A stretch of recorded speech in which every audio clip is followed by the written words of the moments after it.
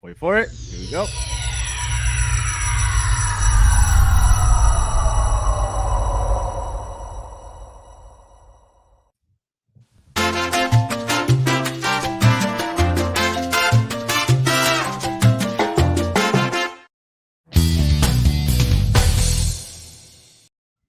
All right, welcome to 4 Floor, an extension of 5 on the Floor here on the 5 Reasons Sports YouTube channel. Make sure you're hitting that like and subscribe button. Plenty of new content went up this week, including some we don't talk about as much here, but we should. Feel the Heat.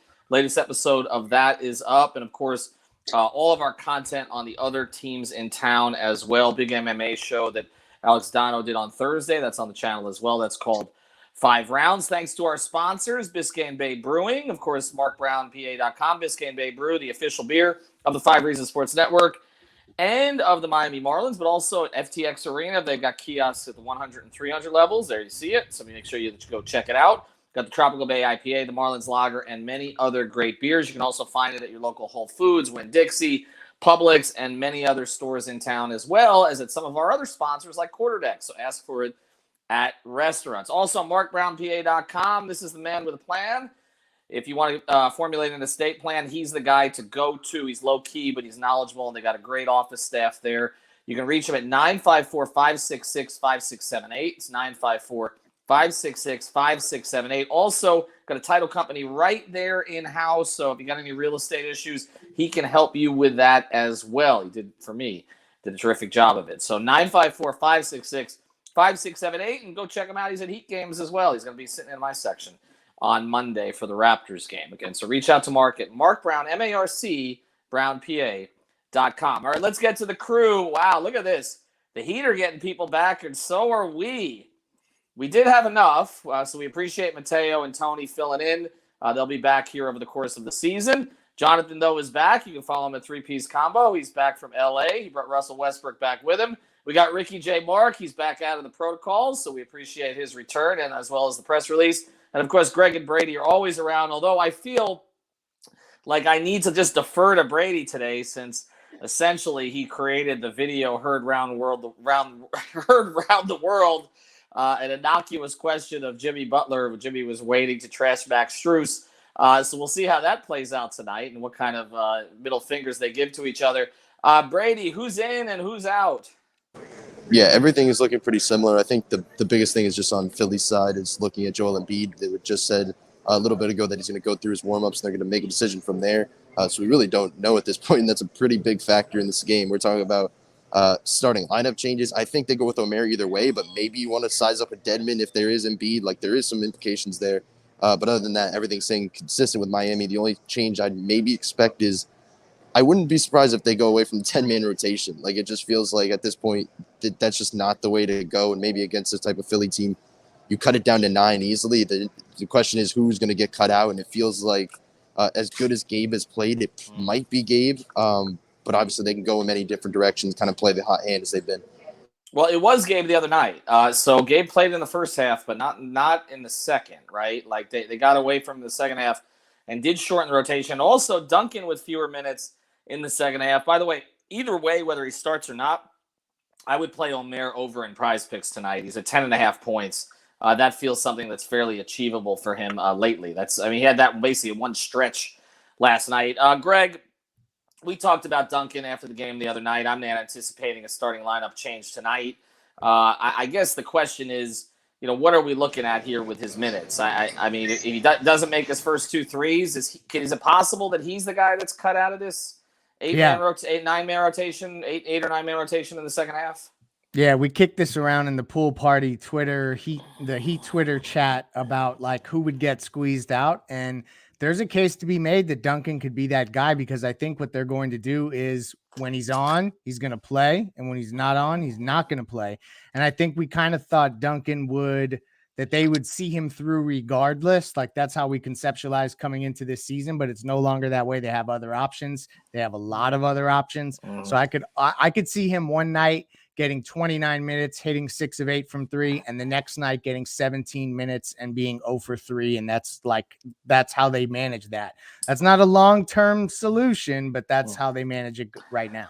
Jonathan, and then we'll go to Ricky after that. You take a look at we've talked about Strus or Robinson as kind of being this either or proposition and spreading minutes.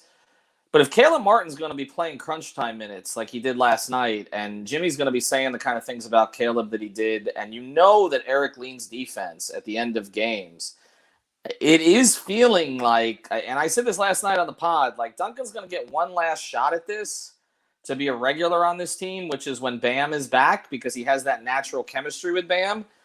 But other than, I mean, that may be it. Like, if it doesn't work out then, like, I feel like this train's going to move on without him. Yeah, I mean, if you have somebody like Bam who's coming back and, the primary guy that set Duncan Robinson up and he still can't free him up, he still can't get him to go consistently. Like you said, there's too many options there. Max Strus is a great replacement as just a pure shooter, averaging 20 over the last 9 games, I believe. Caleb Martin, like you said, Jimmy Butler talks greatly about him. He's a Swiss Army knife of this year's team, right? He's able to do a little bit of everything on both ends of the court, and he's kind of the one other guy outside of Jimmy Butler that can put a little bit of rim pressure on the rim as well. So he does a lot of other different things. So yeah, I can see that really happening. If we didn't have somebody like Max Strus, maybe even Tyler Hero coming off to replace that production from 3 that Duncan Robinson can give you, I would be a lot more worried. But since we have that ability to be so flexible, even Victor Oladipo coming off the tool shed, we don't know how he's going to be, but we still have options available. So I think, like you said, one more shot for him. And if not, we'll probably see a lot less of him. Greg, Ricky, go ahead, Greg. This is the most amazing quote via Anthony Chang. Doc Rivers asked about Omer Yurtseven jokes. I don't know where they keep finding these guys. It pisses me off every time I see one. Continue. Well, there you go. Well, it also pisses Doc off when he blows a 3-1 lead. But Ricky, let's go to you on this. I want to talk about chemistry here, and I want to talk about reading a situation with a team. Okay. It is pretty clear. I mean, Jimmy Butler is the pulse of this. I mean, he said last night again, Bam's the best player, but Jimmy is the driving force of this team from a personality standpoint, right? Like that, this team takes on his personality. Okay, it is clear that he has an alpha type connection with Max Strus, even if Max always says the nice things about Jimmy.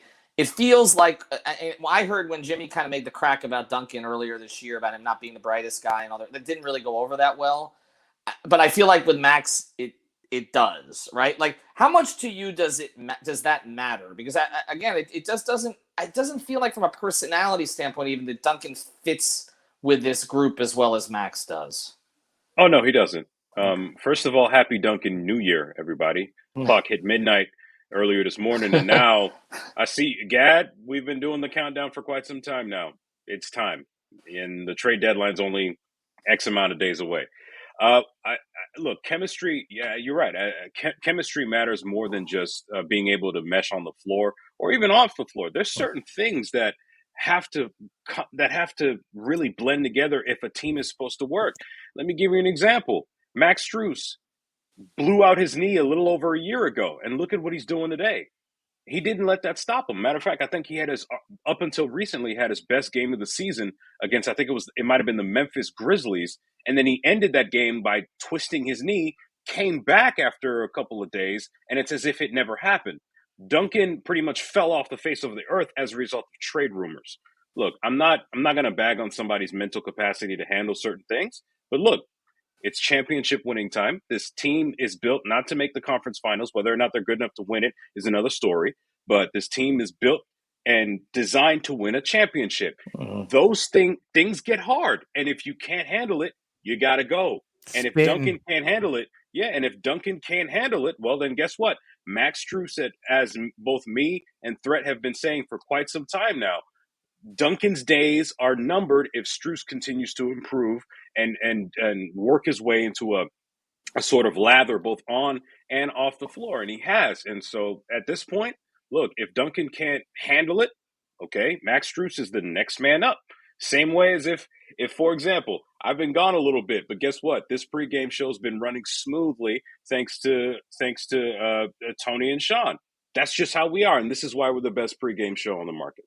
Go figure. We appreciate that. Brady, let me ask you this question from a strategic standpoint, because I think Ricky hit on the team aspects of it, and again, the mental aspect of all this.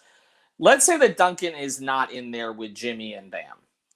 How does the spacing change with Strus, or I'm assuming more so with Caleb it changes, but like with Strus, like how different does that look if Strus is the space creator in that lineup as opposed to Duncan? I don't think it changes much at the moment because what you're getting from Duncan is not much different. I think if you're comparing last year's Duncan, it's a little bit differently because they're just two totally different players. As much as you want to compare the two of shooters, they get their shots totally differently. But they have enough creation that they don't need a guy that's totally just Duncan was the offense last year, and there was no doubt about that. Right now, they have a bunch of guys that can be the offense, and especially they have a point guard now who can actually get them into offense, and they have a PJ Tucker who you can put in basically playmake over the top. Like, this is not last year's team.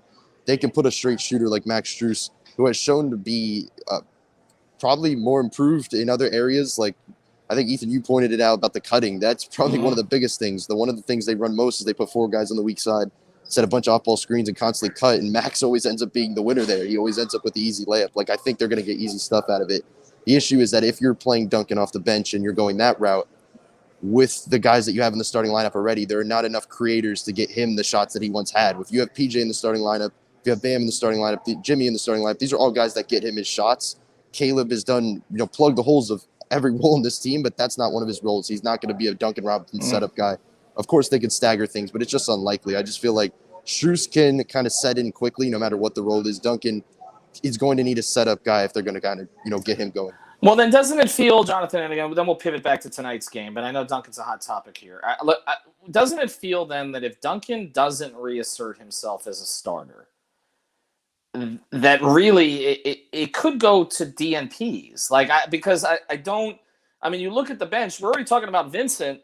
And as one of the commenters mentioned, Vincent's been great against the Sixers. Like, you'd like to see him play tonight, so it wouldn't be a stunner if he does get some time. But I just feel even like Gabe gives them more than Duncan does with that second unit, right? Like, he allows Hero to not have to play on the ball all the time, which, again, we see sometimes Tyler gets a little loose with the ball and went through pockets of that again yesterday. I think like Duncan could be one of those guys that goes from a 28-minute-a-game starter to like, okay, when you need he hasn't played all game and maybe you need a 3 early in the fourth. Like, that feels like where this is headed. I think of all the players on the team, as far as the top of this roster, Duncan is probably the most one-dimensional player, right? If he's not hitting a shot, he's not going to give you much of anything else. Like you said, Gabe Vincent, he'll give you shooting from night to night. Like, his defense, he'll give you 100% of the time, and his playmaking has been beginning to improve. For Max Strus, his shooting is there. He has a little bit more rim pressure than Duncan Robinson. He's a little more athletic. Caleb Martin, like you said, Swiss Army knife, can plug up almost every hole. And then when Victor Oladipo comes back, we don't know what we're going to get from him, but if he continues to rehab and take his time to rehab, we can be getting a really good version of him as well. So Duncan Robinson, the most one-dimensional guy of those players I just listed, could be the guy that falls out because you'll just get a lot of everything else, plus a little bit more from all the other players available. Ricky?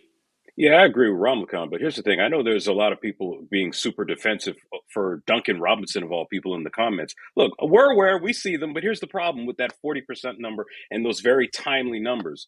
Duncan's shots aren't falling when we need them to. They used to, but not anymore. So a lot of those shots, they might fall when the game is close in the first half, and he gets those shots out of the way. But when we need them, there's a reason why Strus is playing a lot more down the stretch. Ricky, 23% from 3 in the fourth. I mean, that tells you, and that's again why the minutes have been cut in half in the fourth when he plays there at all. I mean, see, this is the whole thing. This was already happening. Like, everybody was talking about him being pulled out of the starting lineup, and we've been telling everybody this for 3 to 4 weeks. Erik Spoelstra does not make drastic rotation changes. He makes subtle rotation changes. It's a little bit at a time, right? And he has a point guard now. And why isn't he doing better? Right, and so that's, to me, I think there's going to be one last chance that is given. I do think he gets put back in the starting lineup when Bam is back. I think Monday night, Duncan Robinson will likely be a starter. Strus is the kind of guy who's going to accept that. He's sort of aw shucks about everything that's happened already. But I think ultimately Duncan's going to get a little bit of a run here, and that's going to be it. I want one more thing before we get to picks tonight. Bam is coming back Monday, we anticipate. Okay, that's the reports, right? We're going to do a big episode on 5 on the Floor about this tomorrow night and kind of what it means. But I want to quickly get to this. Omer has had an audition now. I don't necessarily think it's an audition for a huge playoff role this year, but it's an audition to be part of this organization going forward to kind of see where he's at. How would we all, let's do this quickly, how would we all rate his audition so far? Jonathan, I'll start with you. I'm going to give him an 8 out of 10. I looked at a couple of stats. I mean, over the last 4 games, 5.5 assists. He's doing an underrated job as a creator. He also has more 10 rebound games than Bam Adebayo this season, 13 compared to 9. So I feel like he's, even though we've hyped him up during the Summer League, he's definitely played a lot better than expected and given us a lot. Brady, what do you have him? Yeah, I would have him exactly around that same 8 range. And I think the reason is, Jonathan just hit on it, there was high expectations for him. Like, coming out of Summer League, there was a lot of hype around him. And I would say he totally exceeded expectations just with the way he's developed everything else. I pointed out in the past just the way they've utilized him. I don't think anybody could have expected him picking apart a Phoenix Suns team, the best team in the league, playmaking-wise. He 10 points in half the third quarter last night was probably one of the biggest reasons they won that game. Like, these are not subtle things. These are big improvements that you're seeing in real NBA games and big games against good teams. The issue is that I just don't see a way they can really work him in other than – the thing is, I will say this, though. This is just because they're getting healthy doesn't mean they're going to stay healthy, that other things are going to happen, that Omer is going to get an opportunity again. Like, it's probably going to be soon, as bad as it sounds. They just have a lot of veteran guys, and I don't think it's the worst thing to give PJ a week off, as bad as that sounds. I think you put Omer there, and maybe you get to see Bam at the 4 next to Omer for a week stretch. Like, I don't think that's the worst idea. Just because it's going to be, for the moment, you don't see Omer. You're going to see him again this season for decent stretches. Yeah, you mentioned the PJ thing. I absolutely think that PJ Tucker deserves a break here. And again, once Bam comes back, I think you let them play together for a week or so. So does Kyle. Softer stretch of the season, and so does Kyle. They both do. And that's where Gabe may get back in the mix here. So that's what you said. They're not all going to be together at the same time. All right, let the two of them handle this. I'll let the other two guys start on the picks here. Philadelphia is coming in. We still don't have anything on Embiid, right? We don't know for sure if he's playing or not. Okay, because, I mean, if he's not, we're going to see a lot from Harris and Maxey tonight, I would assume. I mean, that's where their offense is going to play through. But, Ricky, Philadelphia is interesting because I think, like, ESPN called the Heat a dangerous loomer. To me, that's Philadelphia's upside, is dangerous loomer. Like they're only become really dangerous this year if they make the right trade for Ben Simmons, right? Like, I mean, and what would that even? That's the only reason I'm even still considering them, is because they may get a good player who can help Embiid, or maybe 2 good players. How seriously do you take that? Very seriously, because look, the Sixers aren't exactly in danger, at least in my opinion. I don't think they're in danger of ending up in the play-in. Joel Embiid is top 5 in scoring in the league right now. He's a legitimate MVP candidate. He's been healthy, which is, I mean, we're not sure if he's playing tonight, but even before that, he's healthy. And that's important. Not only that, but look, I mean, there are options out there. Personally, I'd love to see them ship Ben Simmons to Sacramento for De'Aaron Fox or some other thing like that. But look, that's important. And to briefly go back to your your question about Omer, year 7, I think honestly, his first game as a starter was a C-. Everything else since then has been an A+. Because look, I mean, Ramakan mentioned all that other stuff, but at this point, we know Dwayne Dedmon is known for picking up stupid fouls, and if we want to rest Bam, you play Omer when Dedmon gets those quick fouls, and you don't miss a beat. So I think at that point we'll be fine. The Sixers are who they are. Don't take them seriously, but we'll they got to defend better tonight, obviously, than they did last night through the first 3 quarters before they kind of lost. Especially that second quarter was a disaster. Greg, I know you don't take the Sixers particularly seriously. It is part of the calling card of this network to mock them.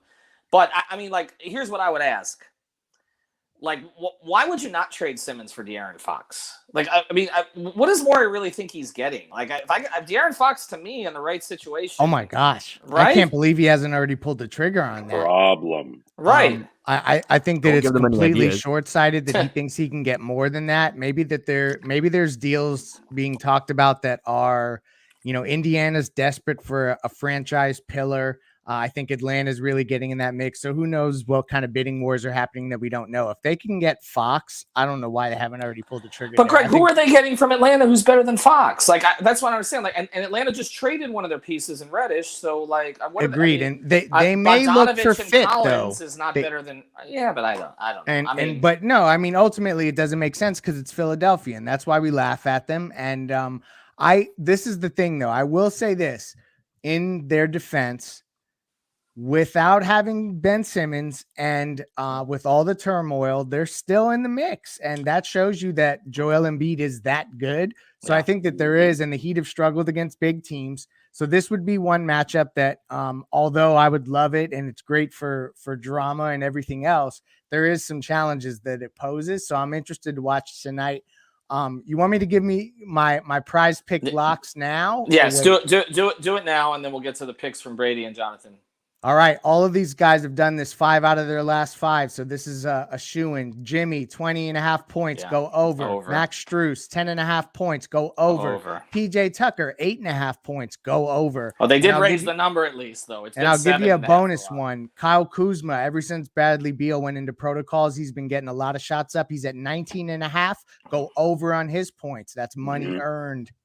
Prize Picks, use that code 5 when you put down the money. I mean, you put down $100, they'll match you $100. You don't have to play 100 all at once. All right, John, this could be a 3-6 or a 4-5 matchup. Absolutely. The fact that Philadelphia has held up above those teams, Atlanta and the Knicks have faded, and Philadelphia has hung up there. Charlotte's a little worrisome for them, but I think they're probably a 5 seed right now, honestly. So if the Heat end up in the 4, let's get to it, Brady. They win tonight. They close the gap further on Chicago potentially.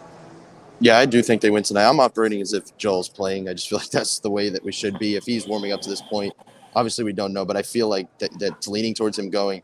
I do think the Heat win. I want to say just one specific player, and I know we talk about him enough, but part of me just feels like this is a guy that's a rotation lock, and it's the guy we just had on the podcast, and Caleb Martin. I think this is another game. You see a big game from him. You talked about, especially if Joel doesn't play, you talked about Tyrese Maxey. He's going to get a ton of shots up, and I think he's somebody that can really bother the Heat. You put Caleb Martin on him, and he's going to have a tough night because he's going to have to work really hard to get off those pick and rolls because Caleb is just shown to be just deadly in that spot of the floor. I just feel like last night it felt looking at the stat sheet was interesting because I felt like Caleb just was one of the better players on the floor, and he had 2 points, and it was just this is a guy that I think we're talking about bench guys and rotations. That's the perfect guy to put off next to Tyler. Off the bench right now. Obviously, we talk about Victor Oladipo being a perfect fit, but at this moment in time, there's no better player to plug next to Tyler Hero than Caleb Martin. So I think this is another game you're going to watch him, and obviously he's still going to pick his spots and get shots, but I think he ends up being the player of the game. Yeah, and Caleb's emergence has hurt Gabe in the sense that that you don't necessarily need that point of attack defender or one-on-one defender coming off the bench when Caleb's been doing it. Jonathan, they win tonight? Yeah, I think they win tonight. To Brady's point, Maxey over the last 6 games shooting 63% from deep. I mean, that's pretty nuts. So Caleb Martin is going to have to be that guy to help stop him at the point of attack. We need to win the rebounding battle. Even with Joel Embiid, they're 30th in the league in rebounding, so we're going to have to make sure we do that. But they're 4th in the league in free throws made, so we're going to have to make sure we don't foul as well. We know Joel likes to kind of flop a lot and get to the line. I mean, he's a big dude, so he'll get there naturally. We need to make sure we limit that. I think the Heat win. Let's say by 10. Embiid has had some of his most frustrating moments in this building. I've stood in front of him in the locker room after a few of them, so there's some bad memories here. The Sixers have struggled in this space. Obviously, he's a challenge, but I do think they win tonight. I'll tell you what, Monday's game worries me more than tonight. Actually, Toronto has a lot of pieces with their athleticism and some of their shooting that I think could give Miami some problems. I think tonight is a win, and you had to extend yourself a little bit last night. But Eric did play 10. I mean, he didn't play 10 in the second half. So nobody's minutes were that great last night. I think that they'll be okay tonight. All right. Good to have Ricky and Jonathan back. Again, we appreciate Mateo and Tony and Sean filling in while they were gone. They'll be back here on the program as well. Go to prizepicks.com. Use that code 5. Brady and Alex will have coverage from the game. Brady, see if you can set Jimmy off again tonight. Have a good night. The Heat win. Oh, is this my show now? Nah. Good night, everybody.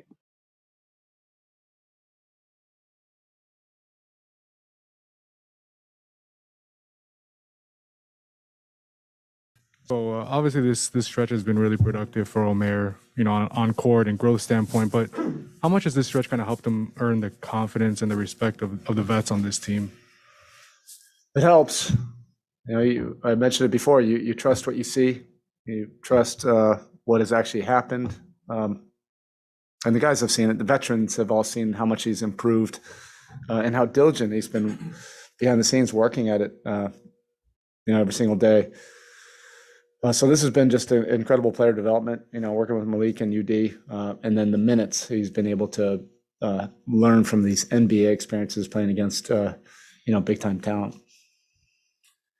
Spill the Corner 3 has been a part of what you've been doing since you've been doing it. And now you're taking the most, making the most, 41% in that space. What do you like about the way the guys get to it? Well, they're unselfish.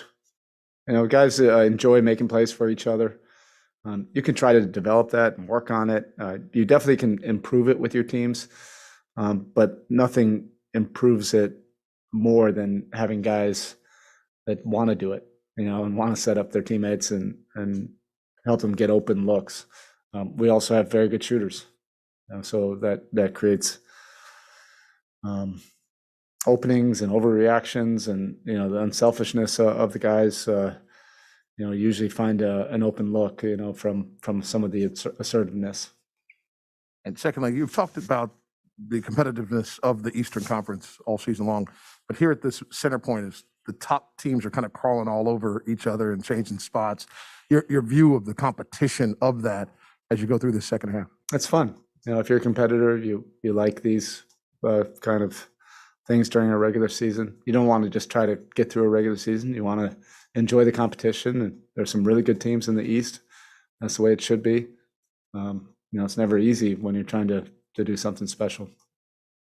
You have a lot of young guys that are having career years, which makes sense because they're young, but you also have a 36-year-old in PJ who's blowing his career efficiency out of the water. He's either one of the best to date, one of the most efficient 36-year-old seasons ever.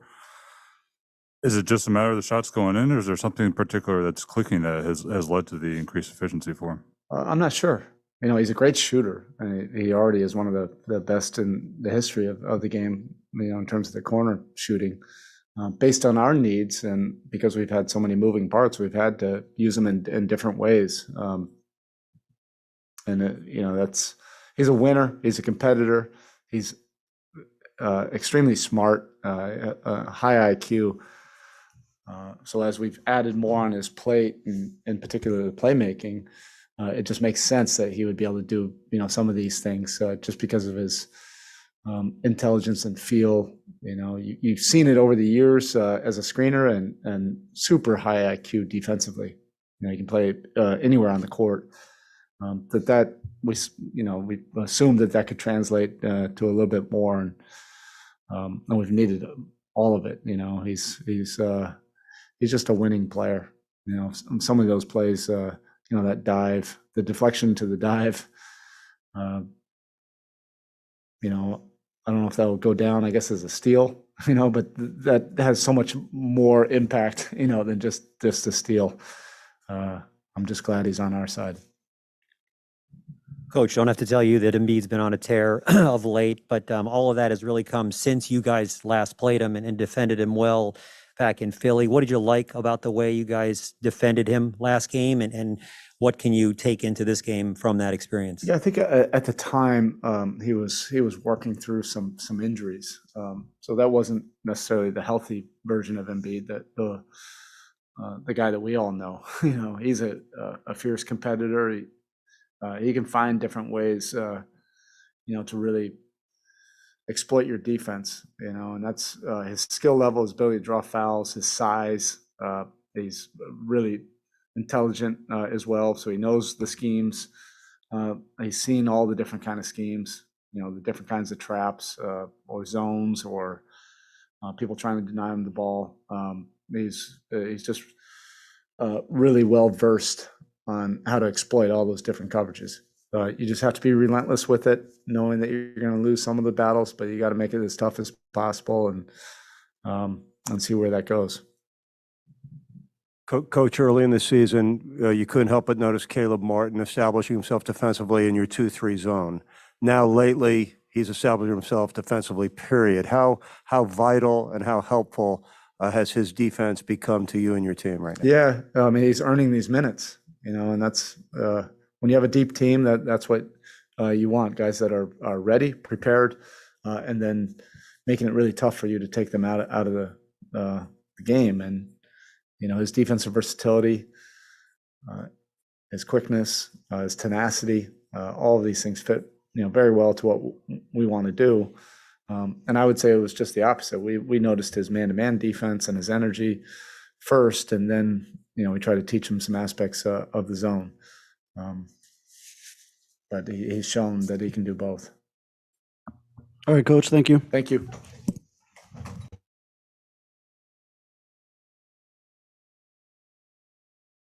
Most effective way? We're on Podbean, Spotify, Google Podcasts, Apple Podcasts. We're also on Dash Radio on their Nothing But Net channel. That's every single weeknight at 7 p.m. Also, check out 5 Reasons YouTube before floor, an hour before every Heat game. Post up 5R as soon as the Heat game ends. Also, 5reasonsports.com. Brady Hawk always gets those takeaways out as soon as the buzzer sounds, even when he's at the arena like he was tonight, and we do not have a paywall. So go to 5reasonsports.com. Make sure you spell that one out. Also, make sure that you get yourself in shape. Check out Intense Nutrition. Okay, it's in Coral Springs over at 2540 North University Drive. This is the place you go if you're tired of the 3-letter chains, not really paying attention to you when you come in the store, trying to sell you something just because corporate tells them to do it. No, at Intense Nutrition, they will work with you directly. They got the Intense Cleanse and Detox. You can help you lose 10 to 15 pounds in 10 days, or the specific stacks, whether you're an aging man, a budding athlete, or you just want to fight cold and flu season. Also, the pre and post-workout regimens, they have all of that stuff there. Superior quality and superior service and Intense Nutrition.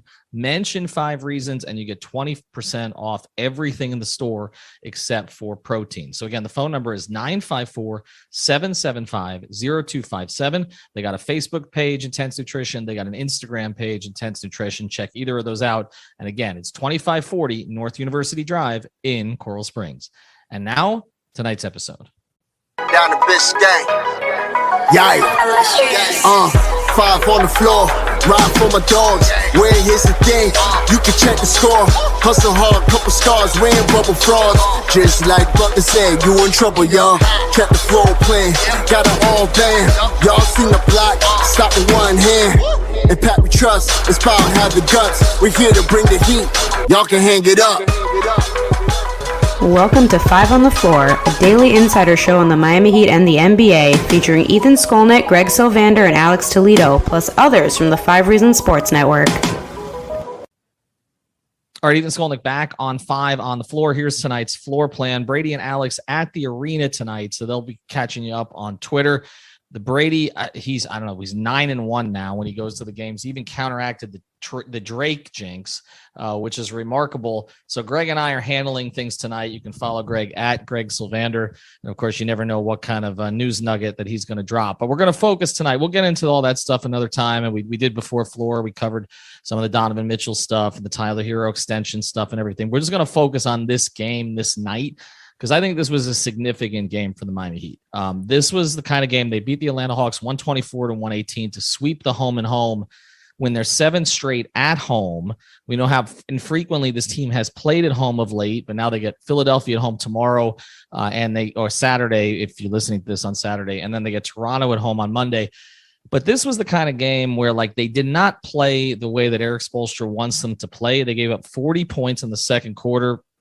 They fell behind and they won anyway. And to me, Greg, that's the significance of tonight is they made enough plays down the stretch and they just felt like a team that if they could just get 2 stops, 3 stops, they would figure out a way to win this game.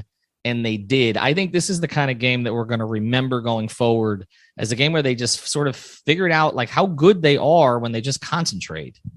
It's so true. And if you think about any contending team that Miami's had, they've generally, there's been a couple teams like maybe the 06 squad, we'll not say them, but all those big 3 teams and even the Heat team that won in the bubble, they gutted out victories where things didn't always go their way early. And although they got off to a fast start, they got punched back in the mouth, down 6 at halftime. They actually reduced the lead by 1 going into the fourth, which I thought was quite an accomplishment considering that, they kind of didn't play well. And then to grind out that fourth quarter, they couldn't get in front of them. It seemed like, it was starting to get weird around the 5-6 minute mark. And then they just turned it on and you saw them execute down the stretch. Jimmy made some big plays around the rim. Tyler Hero made a huge three. Kyle Lowry started to dictate tempo, and things just came together. And usually that's the sign of a good team. When things aren't going right and you think that they could maybe say, okay, this is just an off night, or we're not gonna beat this team and break them down 8 quarters consecutively, in a home and home. And they didn't do that. And so to me, that's all super positive, especially efficient Jimmy is positive. Tyler Hero getting to the free throw line, positive. There's some negatives we're going to get to as well. But overall, I think this was to your point, it's one of those games where you say, okay, like if you're really a contender, these are the ones you gut out. Yeah, there were some things that were brought up tonight that are concerns, and we'll get into more of those. And of course, the other reason this day was significant was the news coming out that Bam Adebayo is targeting a Monday return. So this is going to look a little bit different down the stretch. And I think on Sunday night, we're going to do the Bam episode. We're going to take a look at all of the ramifications of Bam's likely return against Toronto. So we're not going to focus on it too much tonight.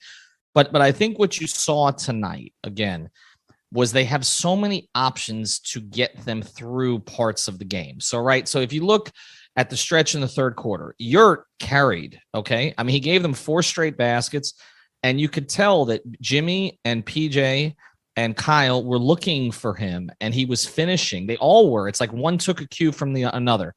Max Strus carried in the first quarter, had the collision, really didn't do much after that, right? Caleb Martin made huge plays down the stretch of the game. Our guy we just had on the podcast, because he was the designated trade defender, but also they were able to switch everything. But then Caleb with a huge block, terrific defensive plays, getting on the floor. I said tonight, to me, Caleb Martin is what they wanted Andre Iguodala to be last year. The guy that they could put in, and they know that he could handle a bunch of guys. And Andre, I know, I like the resurrection season in Golden State and the fact that he's back out with them, but he wasn't that for Miami last year. What Caleb's giving them, they didn't get from Iguodala last year. The flexibility, the athleticism. Andre had that early in his career. Caleb has it now. Okay. So I just think, and then you look at the end of the game, the huge 3 from Lowry. Playing with 5 fouls, Kyle did for the entire fourth quarter pretty much, which was critical because Spoelstra did a couple of things tonight we got to watch. And even Ron Rothstein said this at halftime. He said, it's tough to play 10. It's tough to play 10. And if you look at the first half, he didn't stagger. He rolled out the reserve 5, and they got walloped in the second quarter, okay? And we're going to have to talk about Duncan. They got walloped in the second quarter. In the second half, Duncan played, but not a lot. And Gabe didn't play at all. He shortened the rotation a little bit. Lowry played with the 5 fouls. I don't think Gabe was a problem tonight, but again, I just think it came down to bodies. And then they also had a stretch where Dedmon gave them important minutes tonight and ended up with a pretty good box score. And then you end up closing basically with Jimmy and Tyler, which is the way that without Bam, that is supposed to play out. So what it is the really good teams, they have guys who can step up in certain situations and give them just enough to get through a section of the game. And then the other thing, Greg, that really struck me tonight from a positive standpoint, and we'll cover the negative after the break, but from a positive standpoint is Atlanta completely cracked down the stretch. Miami didn't. And there were a bunch of tweets that came into me tonight and said, this is the kind of game the Heat would have lost last year. That's so true. I think all of that plays into this is a very, very, in my view, Spoelstra is going to hate the point total against. I'm sure he's going to talk about it. But to me, it's a very good night for the Heat because they really didn't have any business winning this game. Yeah, and Spoelstra, too, will hate the 130 offensive rating that I'm sure Atlanta posted. I don't know what it ended up being, but at one point in the game, that's where it was at. You have to credit the Heat for a couple things here, and there's just a few points that I want to touch on before we go to the break, and then we'll touch on the negatives. We hate to close a pot on the negatives, but we'll tie a bow on it. I promise to the listeners. They cleaned up the turnovers. I think they had 11 in the first half. They closed with 15 turnovers. That's the sign of a team that can get organized and figure it out. I think you're going to see Spoelstra come to when this really boils down. You're going to see Jimmy, PJ, Kyle, Tyler, and Bam getting 30 minutes plus, and then he's going to mix and match based off of who's playing well, gut feeling, different, matchups, etc. And that kind of versatility is huge. I don't see how he can sit Yurt when Bam gets back. Like, obviously, Bam's going to start, roll right in there. I think it's going to be interesting to see if Duncan just gets that spot. I know Spo said that, so that might be what he goes back to, but that's going to be interesting to watch. And this is the last point. I know. And this is where we're going to go in the second half after the break. But the last point I want to make, the all defensive lineup of Caleb Martin, Jimmy Butler, PJ Tucker, Bam Adebayo, and Kyle Lowry late in games. Like, that is something that I don't think we all knew that the team had. And Spoelstra is going to lean into that come playoff time. Well, and that doesn't even include Vic, who might get mixed into that at one point. So, I mean, yeah, they can roll out 6. I mean, they have 6 legitimate, because I don't think we anticipated Caleb Martin. And honestly, they needed to. If a point guard was going off, they could roll out Gabe too. They've got 7 guys, because Gabe has had some big fourth quarter moments offensively during this stretch also. So you're talking about 7 guys you can roll to defensively. I don't know that a lot of teams in the league have that. All right, when we come back, we're going to talk about the other side of this. I do want to get into Yurt a little bit more, because there is a Bam factor here. And we're not going to do a lot about Bam tonight, but also we have to talk about Duncan. I just think we must, okay? Because even Eric Reed has started to call it out a little bit, especially these games at home, and we're back home again. And tonight he just basically said, this is an empty night for Duncan Robinson. We'll talk about that in a second. Before we do, tell you about a couple sponsors of the 5 Reasons Sports Network. And then at the end, we're going to introduce something new. We got a victory cigar from our friends over at City Cigar Lounge. So Greg and I are going to think about sort of our player of the game for tonight. We'll both throw it out there to you at the end of the episode. Before we do, tell you about a couple of the sponsors. PrizePicks.com, the official daily fantasy sponsor of the 5 Reasons Sports Network. You can play the power play, the flex play.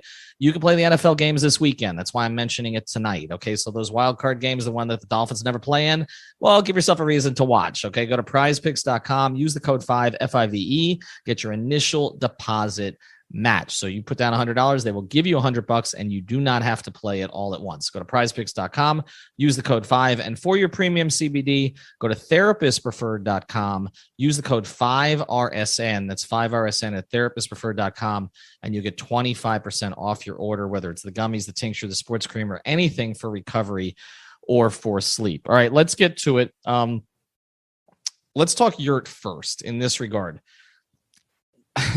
I hope Bam's watching, like really watching, because here's the thing about Yurt.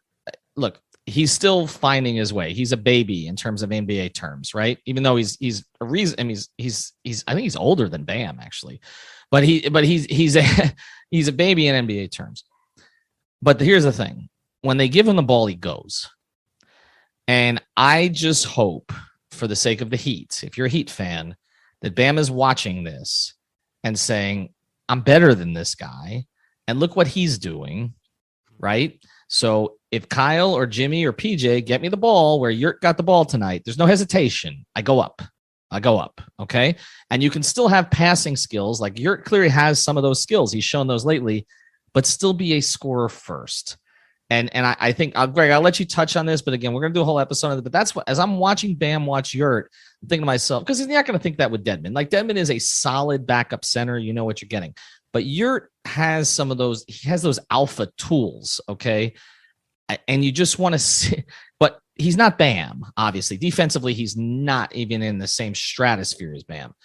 But Bam has to take on that aggression, right? Yeah. And the thing that I think you're touching on, it's kind of a fundamental thing. And it's like, they talked about it when I played high school ball. It's like when a big gets it, you just go directly up, keep the ball above your head, like that kind of stuff. I don't know that they're going to necessarily go to that extreme, because these guys look way cooler than I did back in high school trying to do moves, or the big men I played with. But like, there is something to be said for when they throw it to Yurt, and like literally within 1 second, 1.6 seconds, he gets the ball up on the rim. Like, that's the kind of stuff. I think Bam has the touch to do that around the rim. So he needs to go to that, be aggressive. Don't even think twice, get those shots up. If he misses 3 or 4 of them, he needs to continue to go to it. And I like that kind of blind confidence that Yurt has. He hasn't missed a ton of them to where he would lose that confidence yet. So that is just kind of going his way. And I think that I just keep coming back to this, and I want to go less on Bam and more on Yurt, is that Dedmon's going to play because there's going to be moments in the game where Spo's going to trust Dedmon to just do the right things on the defensive end and just defensive rebounding, etc. But Yurt's going to play. There's no way that he gets squeezed completely out of this rotation. What does it say about Markieff? You're right. Like that. Ultimately, we may be making more of a deal because of PJ's versatility and Caleb's versatility, a bigger deal of needing another 4 because now they have Yurt and Dedmon that can split big man minutes as well. Yeah, I you know, you had a situation where you had Yurt and nobody else. I mean, except for the games that PJ was playing, and now you've added Dedmon back to the mix. You're going to add Bam back to the mix. You've got Martin, who's playing small ball 4 tonight. I think the Markieff Morris thing might have come and gone at this stage. Honestly, like he's missed so much time, and I know he's a vet; he can pick it back up. But I mean, it's getting even weirder. Like even tonight, like he's out of protocols, he's back out on the court, but still not available. You know, so it doesn't feel like they're in any particular rush. And you know, I know I've been told again that there was some concern about, you know, the proximity of the injury in terms of, you know, this could be a long-term thing if you don't handle it correctly. I get it, but it's still, it feels like there's certain guy, like we may just talk about Markieff Morris is like Mo Harkless. I mean, he's contributed more, but just like, okay, he came, he went, and that was the end of it. He was a minimum contract and they're going to play the kid now. It feels like that's where this is headed. All right. Before we get to our victory cigars here tonight, we got to mention Duncan here real quick because, you know, I tweeted it out again, and you know, I think we all respect Eric Reed, and he doesn't really say things, you know, that are kind of, you know, negative towards players unless there's a sentiment that's been going around a little bit. And this is not the first time this year that he said something like this. And I'm trying to find the exact quote. Silent movie for him tonight. Eric Reed on Duncan Robinson. And again, usually Eric's pumping up the, you know, the consecutive game streak and the games with the 3 and all that. But this was one of those games. And we didn't talk enough about his really strong game the other night. So I want to be fair. Okay. But at the same time, like Strus gives you 16 right off the bat tonight. Right. And they're undefeated with Strus as a starter. They're 7-0. So I think it's 6-0 or 7-0. And it's just, this was one of those games tonight where it's just like, I understand what the Heat say about the gravity and teams are afraid of him having 8 or 9 or 10 threes. I understand he had 8 the other night and he makes, but Atlanta wasn't even really trailing him tonight. I was watching him specifically, and then really there was nothing. He wasn't doing anything else. No. And he got yelled at by Kyle and that inbounds play. I don't know exactly if he was like telling him he was in the wrong spot or whatnot, but this is the thing with Duncan. It's all good this season if they have so many guys outplaying the value of their contract that they can absorb the fact that Duncan's not playing up to the level of his, you know what I mean? But ultimately where we're going with this is, and Barry Jackson wrote a really informative column that I thought was really well done about, you know, they're going to be up against the tax when they pay. And we touched on what is Tyler Hero going to get as far as an extension this summer or, you know, right before the season starts. And then you have Gabe and you have Caleb and you have Omer and all these different guys, Max that is up for extensions. You're going to be deep in the luxury tax. And I just have a hard time believing that they're not going to look at Duncan Robinson and say, wait a minute, do we trade him for a player that has an expiring contract or has a contract that expires sooner than Duncan Robinson's does? And it becomes a financial move only because, yes, there's going to be nights where he goes crazy off the bench, looks amazing like he did in Atlanta, and you're going to play him a ton. But then there's going to be nights like this, and that's okay for this season. That'll stem the tide.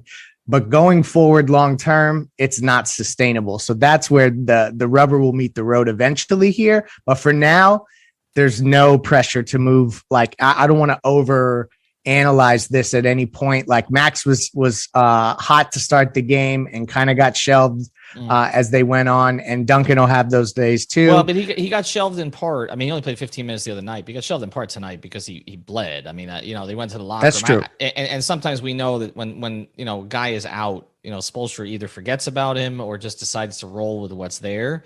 So I don't know necessarily that it was a product of him not playing well enough. Although I thought Max struggled at times defensively tonight. But look, the thing about it is this, okay. there's going to be a point where Eric Spoelstra is able to give Duncan sort of one last chance to salvage this season, and that is when Bam and Jimmy are both back, right? Monday. Right. And if he doesn't put Duncan in the starting lineup there, he's telling us something, right? You and I both think he will. But then I don't think that the leash is going to be particularly long, either in games or during this stint. I just feel like you've seen what they can do with Max as a starter now. And this is another thing. We've talked about this whole alpha thing, and Max is an alpha and Duncan is not. Okay. And you can just see there's a comfort level of Jimmy playing with Max. Okay. That it's just, they play off of each other. Strus, is more of a cutter. I know we've talked about Duncan improving as a cutter, but Strus is more of a cutter, which plays into Butler's game. It just feels like they're old friends playing together. Whereas with him and Duncan, and we said this about Lowry and Duncan, it feels like they kind of just met, right? Like that's a great analogy. Bam and Duncan, there is a natural chemistry too. So I think we have to see that. But Jimmy and Kyle, it just feels like there's more of a chemistry with Max. And I think that is ultimately where this is going to go. But I think Eric's going to give him one last look. Awkward. Oh, it's going to be awkward, Ethan. I just have a feeling. It's a gut feeling. Call it an intuitive feeling. It's going to be awkward. Well, he's got to come out. Look, he's got to come out shooting the ball well. If he shoots the ball well, everything goes away.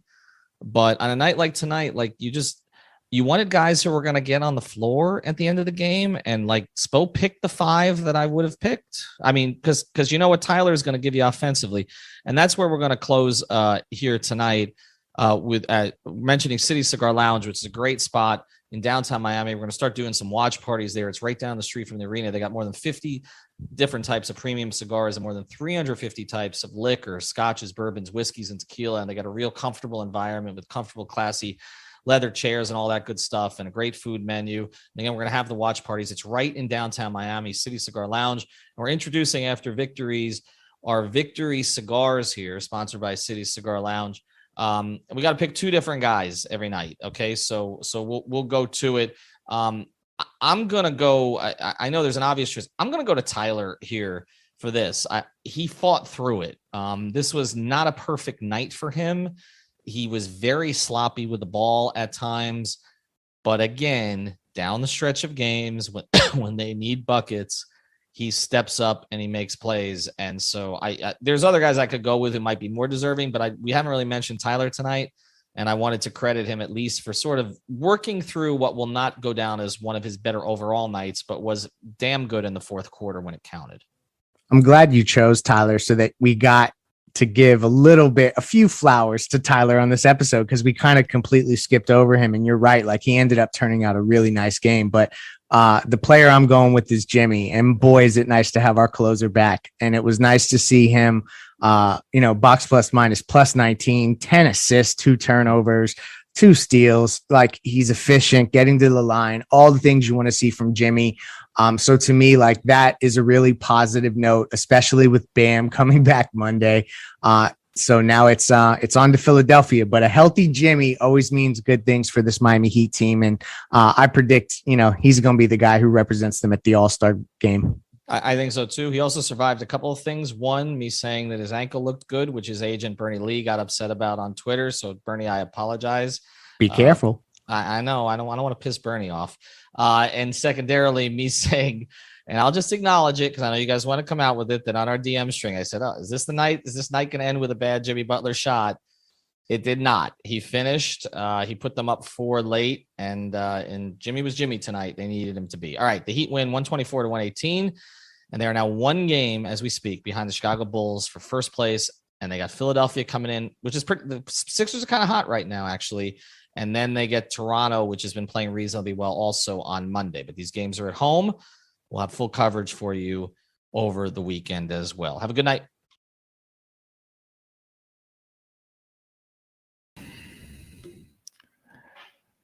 All right, everybody. Thank you very much for joining us today in our pregame show. Tonight's starting 5 is going to be Omer Yurtseven, Jimmy Butler, PJ Tucker, Kyle Lowry, and Max Strus. That's the starting 5 for the Miami Heat tonight. Omer Yurtseven, Jimmy Butler, PJ Tucker, Kyle Lowry, and Max Strus.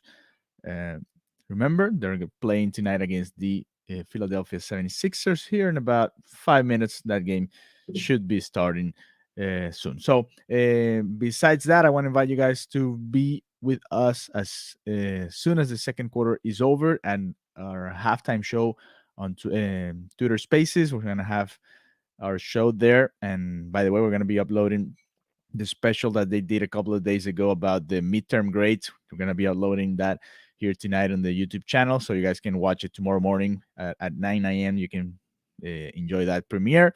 And then later tonight at halftime, join us on Twitter, and then here on the YouTube channel as soon as the game's over, the post-up show hosted by our friend Royal Shepherd. So have a good night, enjoy the game, and we will see you later tonight here on the 5 Reasons YouTube channel.